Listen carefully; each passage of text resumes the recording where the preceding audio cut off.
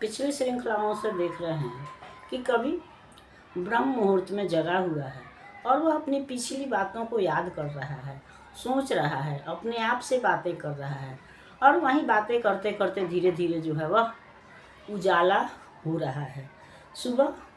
हो रही है और धीरे धीरे आसमान से जो है वह अंधेरे का चादर जो है वह हट रहा है। वो जो है वह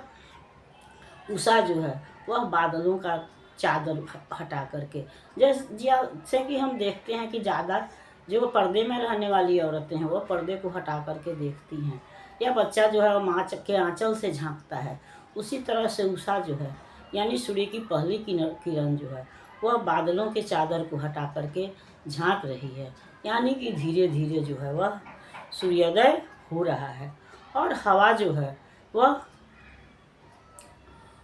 उसकी जो उज्जवल निर्मल बूंदें हैं, साफ साफ बूंदें हैं, उन बूंदों से तरु पल्लवों का, घास पत्तों का मुंह धो रही है, यानी कि तरु पल्लवों पर जो हैं वह घास पर उसके कण पड़े हुए हैं। धीरे धीरे अब सुबह हो रही है और वैसी स्थिति में यानी सूर्योदय के समय किसी चिड़िए के घोंसले में बच्चों का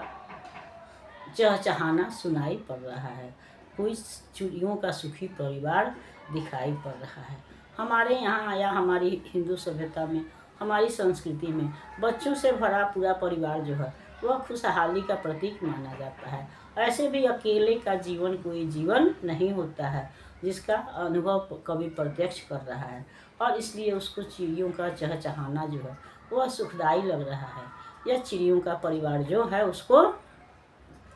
सुखी परिवार लग रहा है और तब वह कह उठता है, शुरू हुआ उजियाला होना, हटता जाता है नभ से तम, संख्या तारों की होती कम, उषा झांकती उठा क्षितिज से, बादल की चादर का कोना, शुरू हुआ उजियाला होना। ओस कणों से निर्मल निर्मल,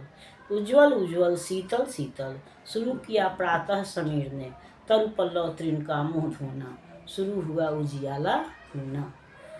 किसी बसे द्रुम की डाली पर सद्य जागृत चिड़ियों का स्वर,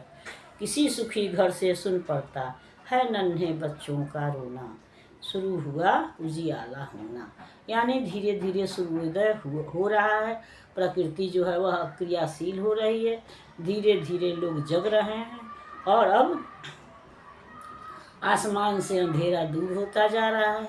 इसलिए तारों की संख्या कम हो रही है और उषा जो है वह चादर, बादलों का चादर उठा करके झांक रही है, यानी धीरे धीरे जो है सुबह की किरणें दिखाई पड़ रही हैं और नीचे ज़मीन पर, धरती पर, पेड़ पौधों पर, तरु पल्लवों पर यानी पत्तों पर जो है वह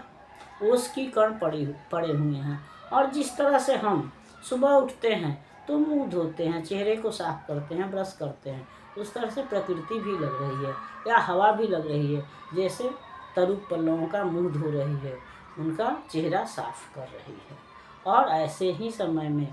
कहीं दूर चिड़ियों के घोंसले से चिड़ियों के बच्चे का और या किसी सुखी परिवार से बच्चे के रोने का स्वर सुनाई पड़ता है, यानी कि सूर्योदय के साथ ही प्रकृति जो है वह क्रियाशील हो गई है। चारों ओर लोग क्रियाशील हो गए हैं, अपने अपने कार्यों में प्रवृत्त हो गए हैं। मनुष्य क्या, प्रकृति भी क्रियाशील है और यह क्रियाशीलता, यह जो प्रकृति का सौंदर्य जो है, बच्चों का रोना जो है, चिड़ियों का चहचहाना जो है, वह कवि के हृदय में एक कसक उत्पन्न करती है, क्योंकि वह अकेला है और अकेला व्यक्ति सुखी नहीं अनुभव करता है। तरह तरह की